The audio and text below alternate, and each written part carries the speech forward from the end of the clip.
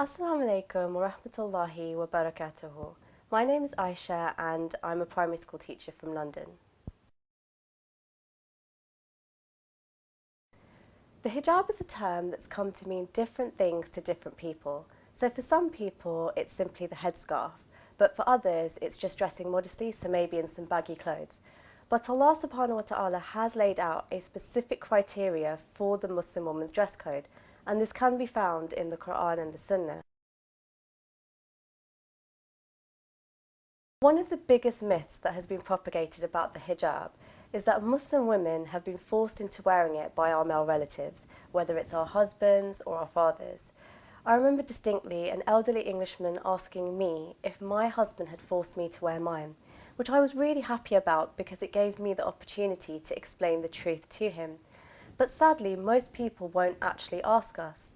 And I find it quite patronising that the majority of people around us, the media and politicians, all find it acceptable to speak on behalf of us Muslim women without asking us for our views in the first place. The reality is, this myth is at complete odds with the evidence. I mean, if the hijab was a symbol of women's state of subordinance, then how do we explain the fact that the highest group of converts to Islam, both in the UK and the US, are women, when many of these women wear the hijab without having any male relatives to force them into it?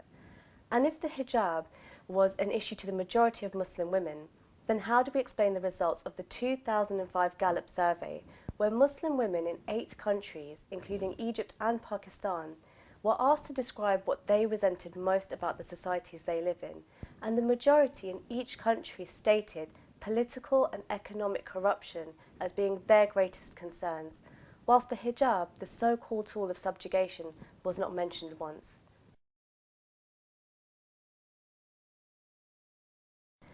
I think we have to question this assumption that if a decision made is based upon freedom of choice for the woman, then somehow this alone is when she is valued and elevated. Because if we look at what freedom has created for women in society, we find that actually the opposite is true.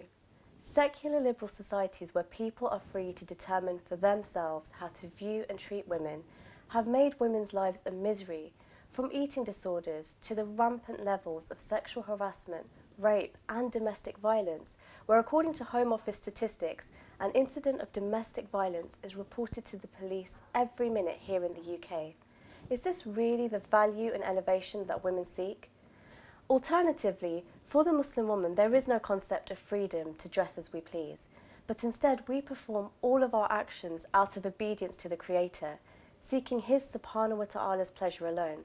Because Allah subhanahu wa ta'ala says in Surah Al-Nur verse 51, the saying of the faithful believers when they are called to Allah and His Messenger to judge between them is only that they say, we hear and we obey, and such are the successful.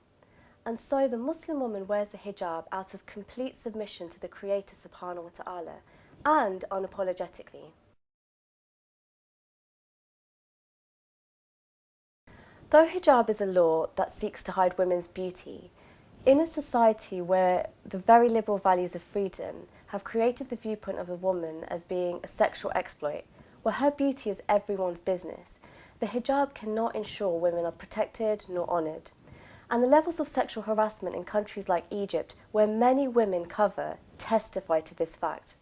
The bottom line is, a piece of fabric alone can do little to change the predominant viewpoint of the woman, which is what leads to her exploitation in the first place. Instead, hijab has to exist as part of an entire system where all laws and values are in harmony with it.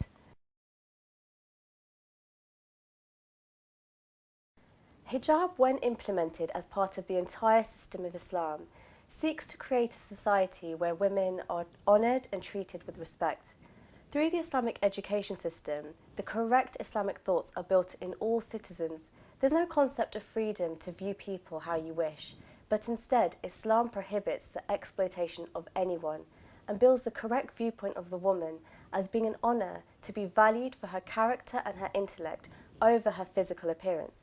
Because the Prophet Muhammad sallallahu alaihi wasallam said, the world and all things in it are precious, but the most precious thing is a virtuous woman.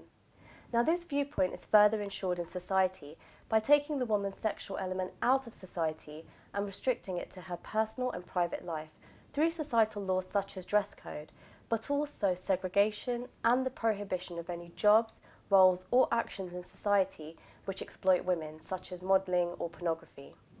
And so hijab, along with all the laws and values of Islam, came to regulate the relationships between men and women, ensuring a productive cooperation between them in public life, and thus enabling women to actively participate in all fields, from politics to the workplace, or even just at home or whilst out shopping, all free from harm and harassment, unlike the levels of abuse we see facing women in the West. However, this result can only be achieved when implemented as the Prophet Muhammad ﷺ implemented as an entire system, the Khilafah system. Jazakumullah khairan for listening.